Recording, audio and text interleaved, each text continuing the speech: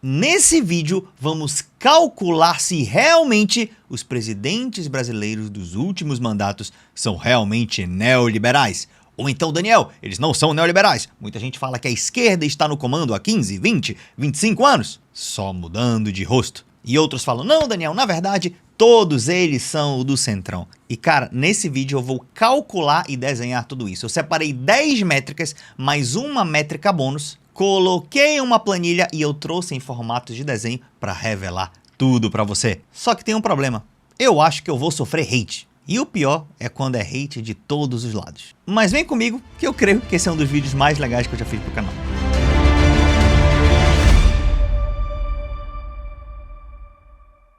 "50 tons de neoliberalismo. Todos os presidentes que passaram são neoliberais, mas e o PT, hein? E o Lula?" A galera, por exemplo, da esquerda mais radical fala que o Lula e o seu Fernando Haddad são muito neoliberais. Já o pessoal da direita mais radical falam que estamos vivendo o comunismo, socialismo, esquerdismo ou tudo o contrário do neoliberalismo. E como eu falei, nesse vídeo eu vou calcular. Daniel, esse cálculo é baseado em algum estudo científico? Tem algum precedente? Você gosta muito de trazer números, informações checadas? Não, esse vídeo não é baseado em nenhuma informação científica, é informação 100% da minha cabeça, isso não vai virar artigo científico, então...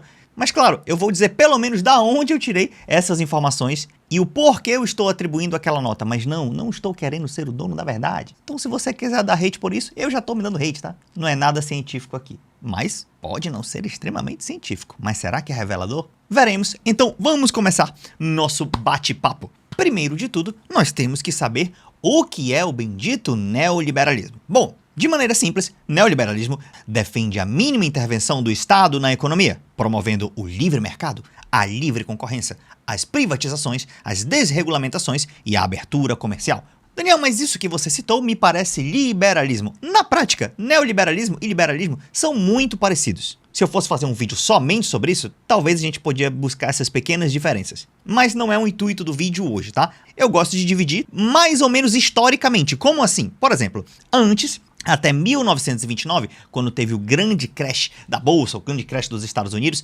nós vivíamos uma cartilha predominantemente liberal, aí um pouco mais clássica. Bastante influência de Adam Smith, bastante influência de muitos economistas liberais. Foi quando então houve a crise de 29 e muita gente começou a questionar o liberalismo, falou que a mão invisível do mercado não estava funcionando. E aí então veio um período chamado Keynesian, não é um período, tá gente, isso aqui é resumo do resumo didático, tá? Mas assim, o John Maynard Keynes, né, começou a influenciar muito as economias e o Estado passou a intervir mais na economia, principalmente em períodos de crise. Então de 30 a 70, 30 a 80, a gente viu um período em que alguns países interviram muito mais, tá? O próprio Brasil, inclusive, foi a nação que mais cresceu do mundo de 30 a 80, com bastante investimento estatal. Quando foi ao redor de 1970, 80, 80 e poucos, veio a onda neoliberal, marcada pelo Consenso de Washington. O Consenso de Washington foi em 89, tá? Mas aqui na década de 80 já se discutia muito isso, que o liberalismo tinha que voltar, que os estados estavam intervindo muito. Então, a partir da década de 80 e potencializado na 90, sob o comando aí de Ronald Reagan e Margaret Thatcher, essa cartilha neoliberal saiu dos países mais ricos e começou a invadir o mundo inteiro e até alguns países emergentes, que nem o nosso caso. Então eu gosto de chamar o neoliberalismo mais como uma onda, uma nova onda liberal, tá? De novo, tem diferença sim entre neoliberalismo, liberalismo clássico, neoclássico, não sei o que. Mas não é o intuito do vídeo, eu vou resumir de maneira simples, como essa divisão histórica, tá? E um dos pilares do neoliberalismo é dizer que o Estado tem que gastar menos do que o que ele arrecada. E nós conhecemos isso como superávit ou déficit, tá? E quando a gente coloca o juro da dívida no meio, na verdade, quando a gente isenta o juro da dívida e o Estado ainda não paga as contas, a gente chama de déficit primário ou superávit primário, quando ele paga as contas, sobra um lucrinho, descontando lá a parte da dívida. E esse, por exemplo, é um gráfico de receitas primárias do governo central, isso aqui do Brasil, tá, gente? E um gráfico de despesa, ou seja, receita, quanto que entra, e despesa, quanto que gasta. E aqui você pode ver quanto que o Brasil tem arrecadado aí até 2018 e quanto que ele tem gasto até 2018. Daniel, mas essas curvas mudam, não? Quem que tá ganhando? Bom, você vê mais ou menos isso aqui. Então, de 1998 a 2014, o Brasil fez consecutivos superávites primários. Período Lula inteiro, superávit primário.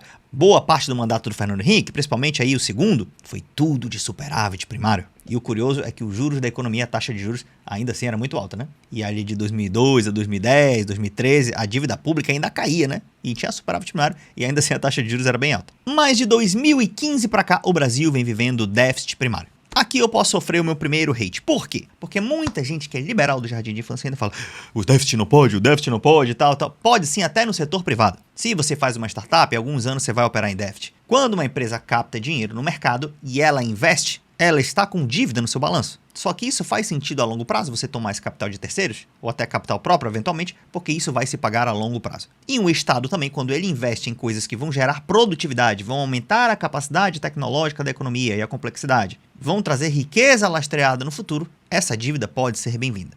E quem já me segue no canal já sabe dessa minha opinião. Todavia, eu, Daniel, não sou aventureiro de qualquer tipo de déficit. Como não, Daniel? Isso aqui vermelho para mim, ou azul, se eu só olhar, não quero dizer nada. Esse déficit foi para quê? Foi para investimento ou foi para gasto? Se isso aqui foi, por exemplo, para pagar auxílio paletó, tô fazendo bem caricatura, tá? Mas só para tu entender fácil, tá? Se foi para pagar auxílio paletó, político, judiciário, são 130 ou 150 bi de judiciário, tá? Os Estados Unidos gastam 1/3 disso e eles têm 50% mais de gente que a nós. 50 bi de emenda parlamentar, muito disso é desviado. Então, cara, se for o gasto disso, que não aumenta a produtividade, não aumenta a complexidade da economia, realmente eu não gosto desse déficit, não. Se for só isso, eu preferia operar em superávit. Aí é uma coisa que a gente pode avaliar, né? Pode dar uma de fiscalista e ficar olhando realmente o orçamento. Agora, se esse vermelho aqui, o país, assim como a China e os Estados Unidos, estão investindo em novas tecnologias, cara, isso aqui pode fazer sentido sim você operar em déficit com um plano estratégico de desenvolvimento do país por alguns anos, tá? E eventualmente lá no futuro você teria condições de voltar a ter superávit. E algo mais interessante ainda desse déficit, que você poderia ficar menos preocupado, é quando ele é emitido na própria moeda. O Brasil tem uma economia que opera em reais e ele emite a moeda reais. A nossa dívida não é externa. Aí tem gente que fala, Daniel, mas tem país que tem dívida maior que a nossa. Às vezes é dívida externa, a nossa é interna. Inclusive tem que fazer a diferença da dívida bruta para a dívida líquida, tá? Porque nós temos um colchão de reserva financeira no Banco Central, 350 bilhões de dólares em reservas internacionais, que dão uma boa estabilidade para o Brasil, nos colocando como uma economia melhor e mais segura do que países que teoricamente têm menos dívida ou que teoricamente têm até menos déficit. Falando em déficit, os Estados Unidos, por exemplo, operam em déficit desde 1980, há 40 anos, mais de 40 anos, e eles têm inflação baixa, tá? Claro, tem a vantagem da galera querer a moeda, mas tudo bem, eles operam em déficit. Muito desse déficit financiou infraestrutura, novas tecnologias e tudo mais. A China, por exemplo, opera há mais de 30 anos em déficit. E você sabe que nos últimos 30 anos a China fez um milagre econômico, basicamente. Que não tem nada de milagre, isso foi uma coordenação estratégica do Estado com o setor privado. E hoje, quem vê o nível de tecnologia que a China produz e o nível de riqueza que eles estão gerando, fica impressionado. Não foi gerado em período de superávit, foi gerado em período de déficit. Dito isso, vamos avaliar. Toda vez fiz esse gráfico aqui com notas de 0 a 10. 0 é mais próximo do não neoliberalismo, ou seja, uma cartilha mais desenvolvimentista, vamos chamar assim, né? De você usar mais o Estado para atingir o nível de riqueza de uma nação. E 10 seria o neoliberalismo, o liberalismo, ou no nível 10 seria até um libertarianismo quase, né? Ou um Estado super mínimo. Então, do 5 ao 10 vamos chamar de neoliberalismo e do 5 ao 0 vamos chamar de desenvolvimentismo em vários graus, tá? Não fique no preciosismo disso aí não. Bom, já adiantando para vocês que esse extremo do desenvolvimentismo aqui não existe no Brasil. Então a gente vai dar um zoom um pouco maior nessa parte do gráfico e vou deixar um pedacinho do desenvolvimentismo aparecendo aqui que eventualmente um presidente pode beliscar aqui. Vamos analisar então os senhores FHC, Bolsonaro e Lula, beleza?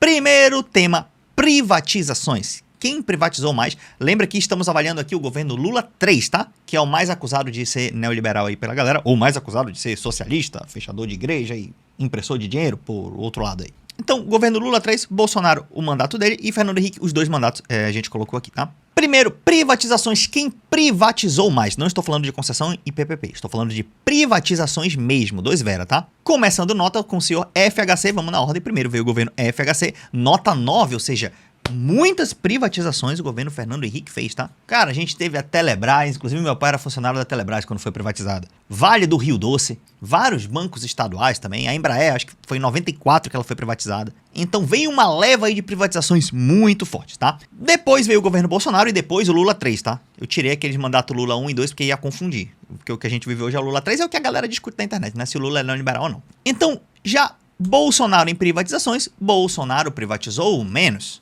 Bolsonaro, por exemplo, privatizou a Eletrobras, que foi uma grande privatização, mas foi em menos quantidade que o Fernando Henrique. Fora o lance da BR Distribuidora, alguns campos de petróleo, refinarias e tudo mais. Agora falando em privatizações, Lula 3, aonde que ele está? Privatizações mesmo de verdade, então Lula está aqui nota 3, grau de desenvolvimentismo. O Lula não fez nenhuma grande privatização, tá? Daniel, mas por que ele não é nota 0 então? Porque ele poderia, por exemplo, ter retomado a Eletrobras ou ter retomado algumas outras empresas que ele falou na campanha que faria, mas chegou na prática e não fez. Então, ele ficou aqui com uma nota 3. De novo, isso aqui não é científico não, tá? Isso aqui é coisa da minha cabeça. Mas temos outro tema que envolve privatizações que é parecido, que são as concessões e PPPs. Vamos avaliar primeiro o FHC, nota de FHC, 6. Daniel, só isso para o FHC? Sim, porque o FHC ele preferiu privatizar mesmo dos Vera do que fazer concessão em PPPs. Ele ainda fez, tá? Mas assim, o foco mesmo foi mais as privatizações, tá?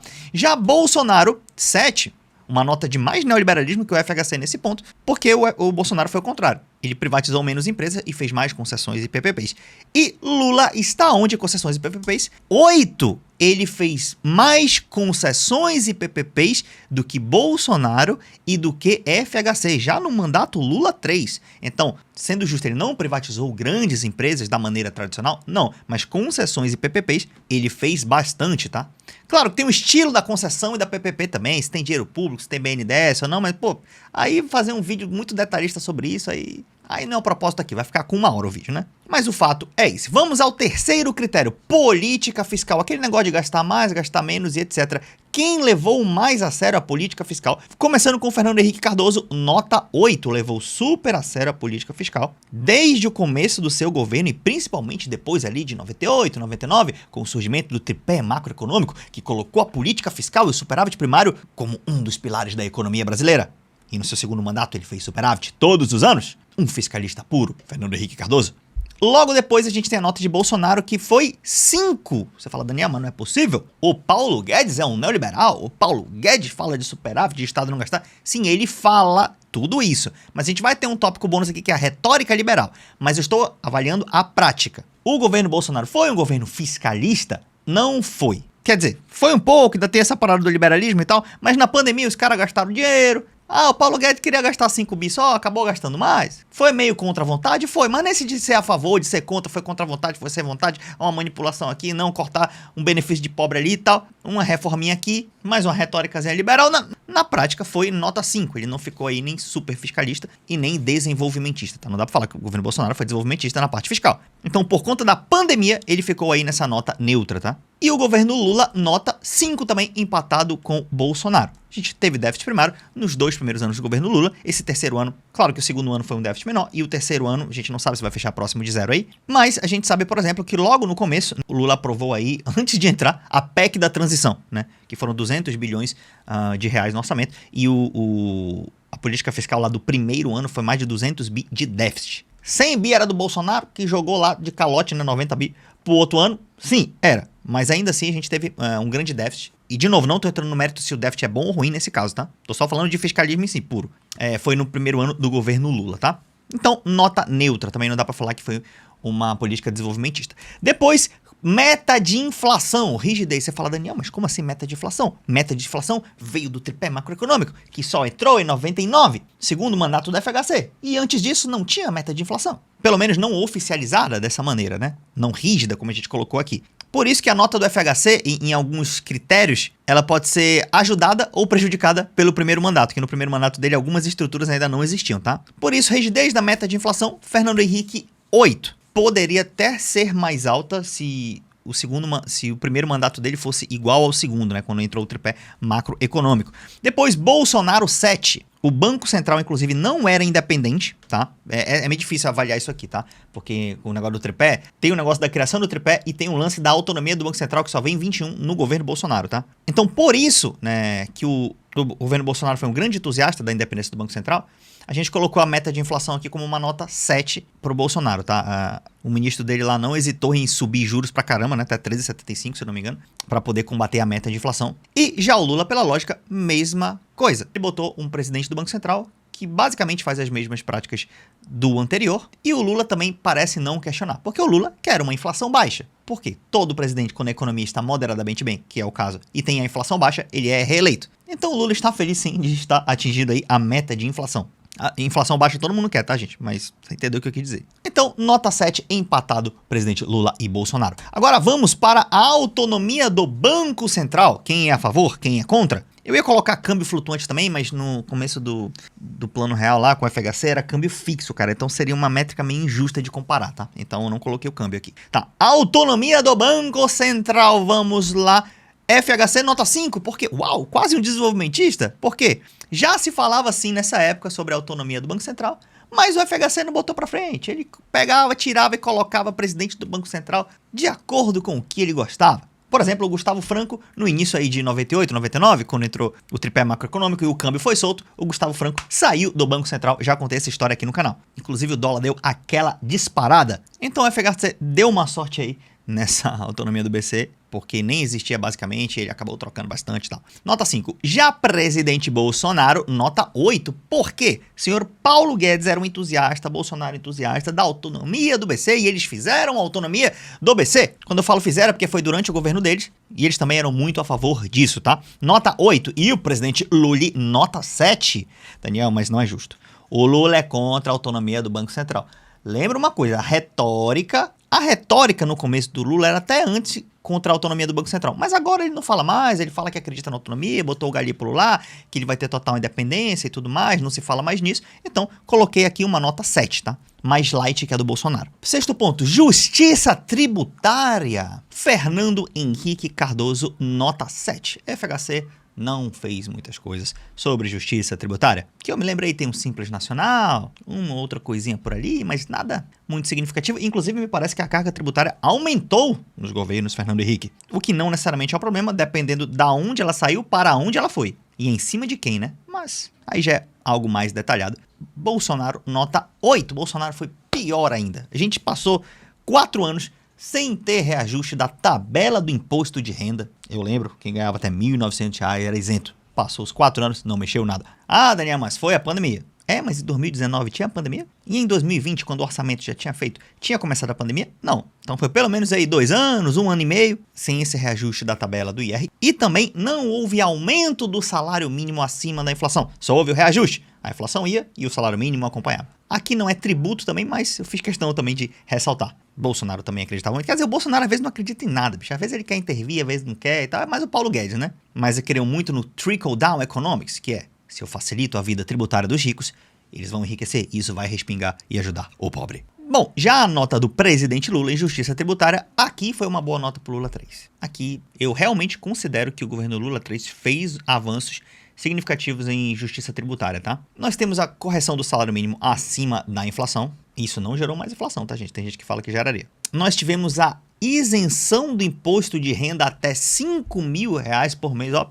Incrível. Ah, Daniel, mas já deveria ser assim, tá? Bicho, o fato é que ele recebeu em R$1.900, mais ou menos isso, né? E elevou para 5.000 a isenção de IR. A gente teve também a reforma tributária, que simplificou muitos impostos aí. Isso inclusive vai permitir que o PIB cresça mais a médio e longo prazo. E a gente teve também uma tributação aí sobre rico meio fake, né?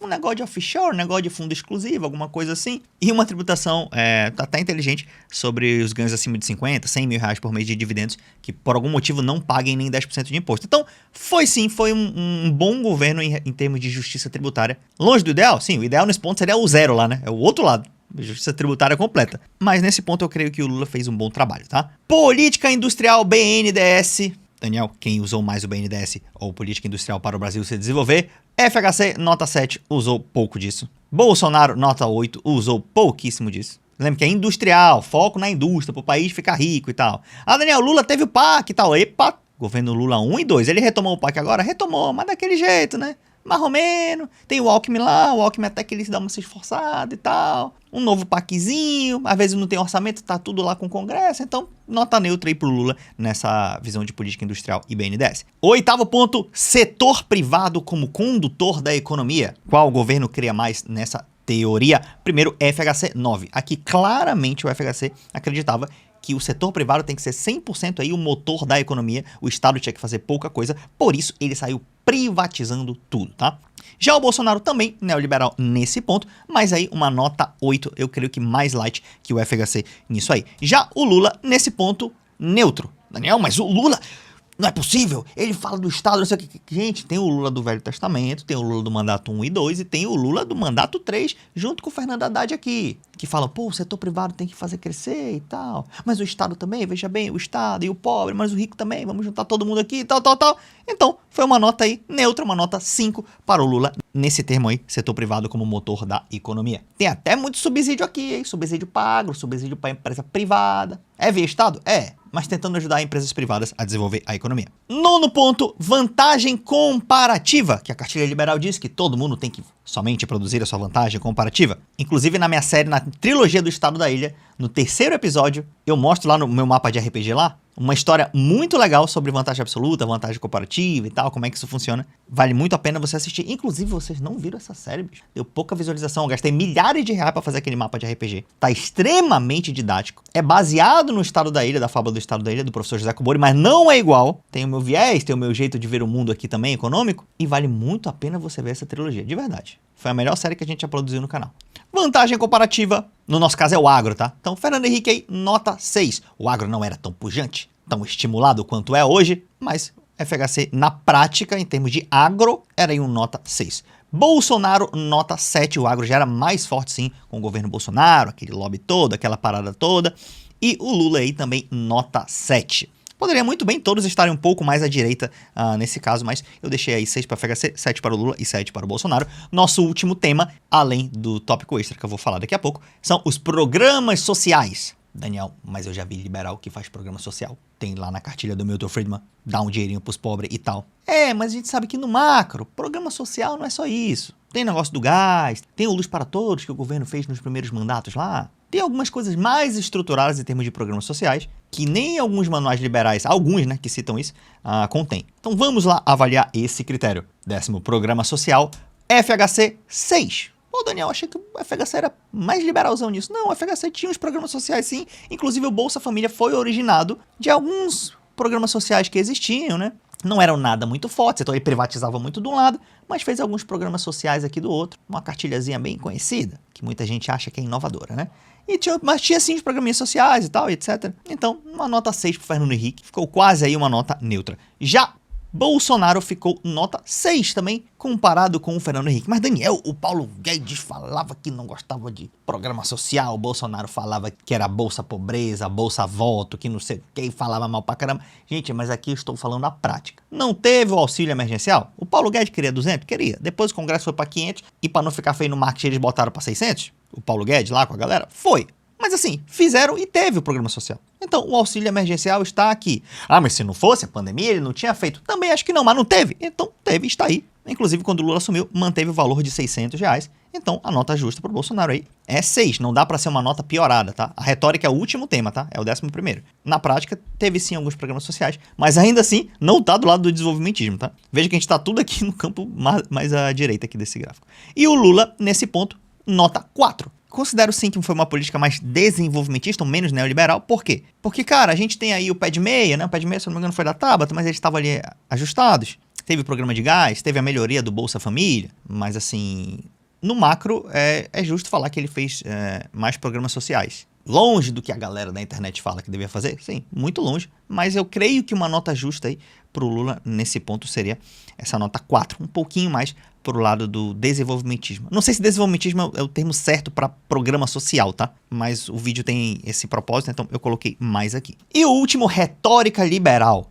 principalmente na campanha. Assim, ó, eu sou liberazão, eu vou privatizar, eu vou fazer isso aqui tudo, então que o Estado só atrapalha. Ele é um parasita no cangote do empresário. Isso que é a retórica liberal. E o contrário da retórica antiliberal é: o Estado é o motor da economia, a gente vai fazer que nem a China e tal. E não importa se tiver déficit para investimento, a gente vai para cima. É isso. Principalmente avaliado na campanha. Então esquece um pouco o que foi feito na prática, que é todo mundo mais ou menos do centro ali, centro para um lado, centro para o outro. Mas o que eles falavam na campanha e durante aí a vida deles, tá? Retórica liberal, FHC, nota 7. Daniel, poderia ser pior? Poderia ser 9, como foi o governo dele? É, mas na campanha ele não passava de tão liberal assim, tá? Passava de liberal porque levou uma nota 7, tá? Mas eles até evitavam o PSDB falar nisso porque o Lula falava: vocês só pensam em privativação, privativação, privativação. Só privatização. Então, para não ficar tão feio para eles, que naquela época era difícil falar de privatização, hoje é moda, né? Mas o Fernando Henrique ainda falava, não, que pensava no social, no bem-estar social, aquela parada toda. Então a retórica era de um gentleman, um liberal, mas que ainda tinha aí um certo coração aí, não liberal, alguma coisa assim, tá? Beleza. Já o Bolsonaro, e aqui é mais o Paulo Guedes, tá? Tô falando do Bolsonaro na campanha, não a vida inteira que foi, porque no começo o Bolsonaro não era liberalzão não, tá? Depois ele mudou de ideia. Bolsonaro mais liberal, retórica de campanha, na minha cabeça, eu imagino que foi mais liberal sim que o Fernando Henrique. Claro que o Fernando Henrique eu era criança, eu lembro de uma coisa ou outra, a gente pega mais referências estudando, né? Mas era uma retórica muito liberal do Paulo Guedes aí no cangote do Bolsonaro, tá? E o Lula em termos de retórica liberal, nível 4. Na verdade, assim, o Lula mesmo, retórica liberal, é até menos. Mas, assim, o Fernando Haddad tá junto com ele, né? Que é um cara aí mais de centro e tal. E aí essa combinação de Haddad com Alckmin, com Lula durante a campanha, frente ampla e tudo mais, fez uma nota 4, né? Dei mais peso pro que o Lula pensa, o que ele fala, de retórica, né? Não que o governo dele seja nota 4 aqui de desenvolvimentismo. Mas eu creio que foi uma nota justa, com um processo científico da minha cabeça, que não vale nada na ciência do mundo real. Dito isso, temos o veredito, as notas finais, e agora vamos descobrir se o Lula é neoliberal ou não, e os outros presidentes também. Tirando as médias de todas as notas, nós temos o seguinte veredito. Fernando Henrique Cardoso, nota 7.0, é um neoliberal. Está aí no nosso gráfico. Jair Bolsonaro, nota 7.1, com um décimo acima do Fernando Henrique. Eu acho que em condições normais de temperatura e pressão, se o FHC tivesse começado já com o tripé macroeconômico, começado com a autonomia do BC, ele ia ter uma nota maior que a do Bolsonaro.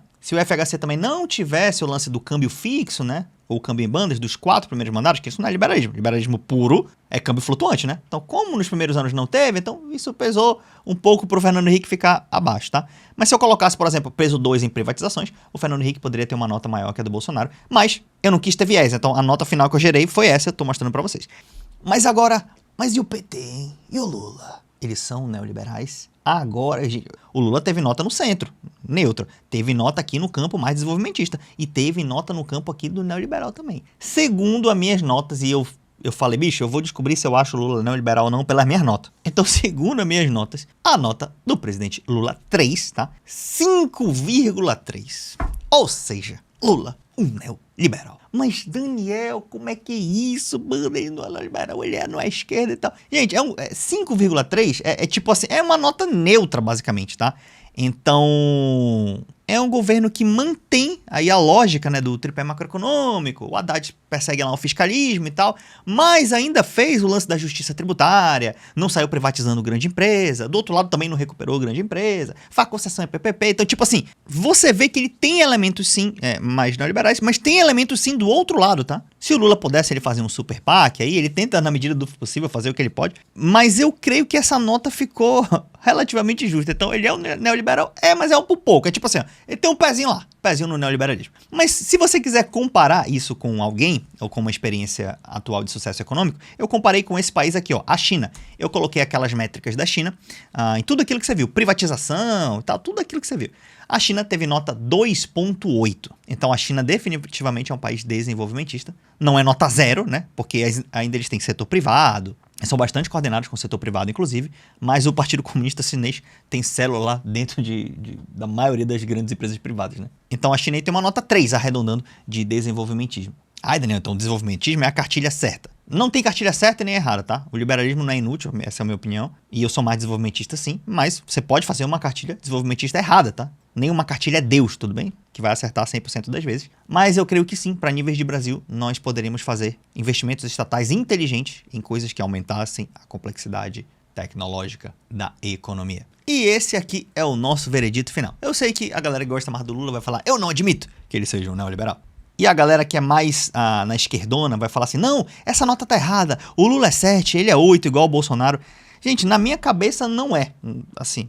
E antes eu não sabia explicar isso direito, mas eu falei, cara, eu vou metrificar isso e aí eu vou dar minha opinião. Então minha opinião é 5.3, é neutro, pezinho mapa aqui pro neoliberalismo. Mas, na minha opinião, não dá pra falar que essa diferença aqui é insignificante. Apesar de todos estarem no mesmo campo, o Lula, sim, ele é mais à esquerda, né? Mais desenvolvimentista aí do que o FHC e o Bolsonaro. Agora, o seu hate provavelmente você já escreveu, mas eu quero saber a sua opinião de você, que é mais neutro, ou que é mais desenvolvimentista, ou que é mais neoliberal. O que você achou desse vídeo e se você gosta desse formato de conteúdo. E pra quem não viu, assista meus últimos vídeos da série do Estado da Ilha. Você vai aprender como a economia funciona com um mapa de RPG exclusivo do nosso canal. Muito obrigado pela presença de todos e a gente se vê no próximo vídeo.